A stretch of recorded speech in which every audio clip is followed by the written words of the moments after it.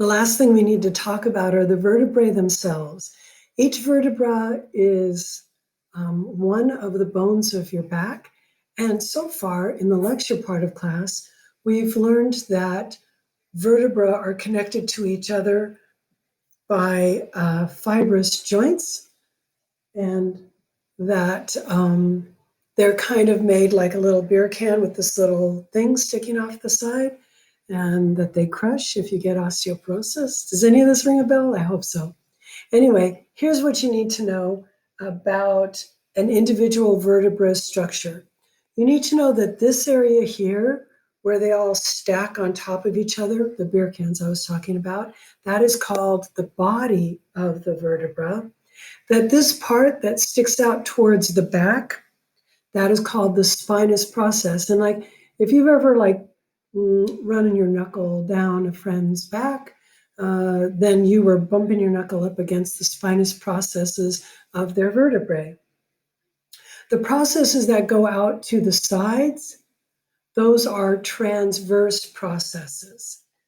And this hole is called the vertebral foramen, and your spinal cord goes through the vertebral foramen. The way that the vertebrae protect your spinal cord is it is traveling through that hole in all of the bones. And by the way, hole in a bone called a foramen. What kind of bone? A vertebra, so vertebral foramen makes sense. Now, for superior and inferior articulating processes, you can just put a pencil line through those. I won't be asking you those questions. But there's more to learn about vertebrae, because one of the other questions you will bump into is I might ask you, what type of vertebra is this? Now, from looking at this one, I can tell that this is a cervical vertebra. Why? Because instead of just the one vertebral foramen, they have got these two other foramens in them. You don't need to know the name of them, but every cervical vertebra has got 3 holes. Remember that. If I've got a picture up there and I ask what type of vertebra is this, or what region of the spine did this vertebra come from, that would be cervical. If you count 3 holes, you're done. Okay. Now, thoracic vertebrae, they specifically have got articulations for ribs. So these little guys are where the rib would form a joint in the posterior aspect of the body with the vertebra. But I think that's a little bit tricky to find. However, it's true. It's also true that thoracic vertebrae are more delicate in appearance than lumbar vertebrae. But notice it only has 1 hole, okay? So the truth is, if it has 1 hole, it could be thoracic like this one, or it could be lumbar. Now, how would you tell the difference? Well, it's true that the body of the lumbar vertebra, they are meatier, but I have a different way of having you make that choice, okay? So if you look at vertebrae from the side, so here's a good example of a thoracic vertebra, right? If you look at it from the side, the thoracic vertebra look like a giraffe, but the lumbar vertebra, they look like the head of a moose, okay? The head of a giraffe or the head of a moose. Here, let me see if I can show that to you, okay? So see, I'm in the way again. See this guy? See how we've got the head of the giraffe with their little pointy horns and their little ears going out like that? Okay, so here's him. Here's his long nose. Here's his ears coming out and his horns going up, right?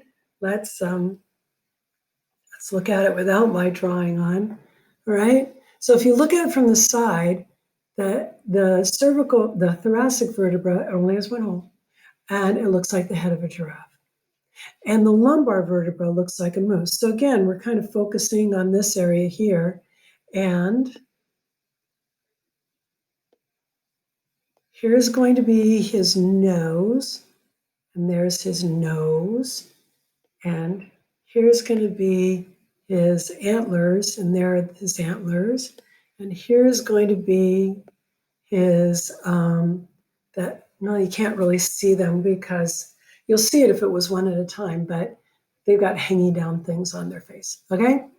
So, and then how do you remember which is the giraffe? Well, giraffe and thoracic, they kind of rhyme. I mean, if it was a rap, I could rhyme giraffe and thoracic, right? Or you can think of L and M are right next to each other in the alphabet, and lumbar and moose, right? So if you see a vertebra and it has 3 holes in it, you don't care if it looks like a moose or a giraffe, okay? It's cervical, it's got 3 holes. If it only has 1 hole, could be thoracic, could be lumbar, turn it sideways. If it looks like a giraffe from the side, the head of a giraffe from the side, thoracic, the head of a moose from the side, lumbar, right? Now, we also have got these 2 special vertebrae. They've got 3 holes in them, so you know that they are cervical. They're from the neck. But these have got names. This is the very first one in your neck.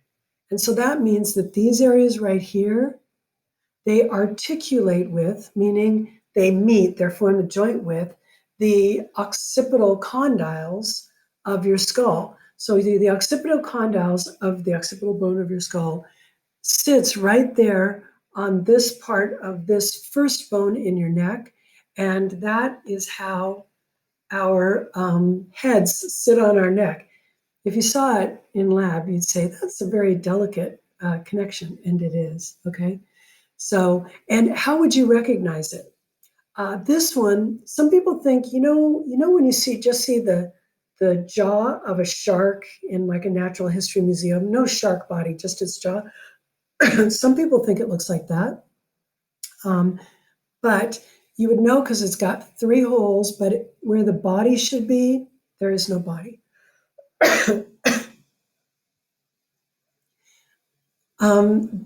So that is called the atlas. Why? Because the atlas, I'm so sorry. There's a wildfire near my house, and so it's very smoky here. The atlas is the guy in Greek mythology who holds the world on his shoulder. So the atlas holds up your head, right? So atlas, it's C1, which means the first cervical vertebra. The next one down is the axis, because the way you can turn your head on your neck is because your atlas is rotating on your axis. And how do you recognize it? It's got a weird cell body. Vertebral body. There's this little thumb thing sticking up out of the body of the axis, all right? And that little thumb thing sits right there. All righty, I think that's it. Your quiz are going to have 2 questions about sutures and 2 general questions on bone tissues and microscopic anatomy. It's got 3 questions about vertebrae. It's got 6 questions about the bones of the skull and the face and their processes. You know what? I'm going to say it'll have 1 or 2 questions on sutures and 6 or 7 questions on the bones, all right? Also, don't forget the parts of the sternum. Great. I'll see you guys next week.